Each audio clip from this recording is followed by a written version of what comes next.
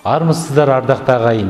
Мен Күзембаев Мартбек Қайыркенұлы, академик Евний Арыстанұлы Бөкетов атындағы университеттің филология факультетінің 2004 жылғы түлегімін.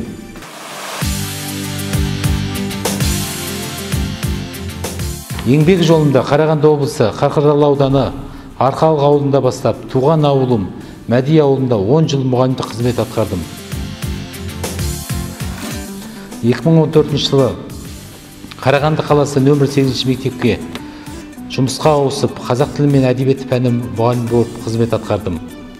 2018 жылы ұлт көсемі Алаш арысы Әлихан Бөкейхан атындағы жалпы білім беретін мектептің директоры болып тағайындалдым.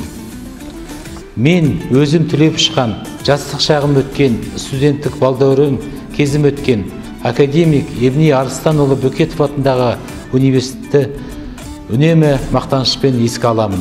Бүгінгі күні заманауи бағытта ұлттық құндылықтарды ескере отырып, әлемдік деңгейде мамандарды түлетіп отырған университет ұжымына толағай табыстар тілеймін. Өздеріңіз оқытып жатқан еліміздің жастары, еліміздің болашағы жарқын болсын. 1 наурыз көктемнің алғашқы лебімен қатар келген университет күнімен білім ордасының ұстаздары мен студенттерін шын жүректен құттықтаймын. Жарқырап жайнай бер аяулы алтын ұям Бөкетов университеті.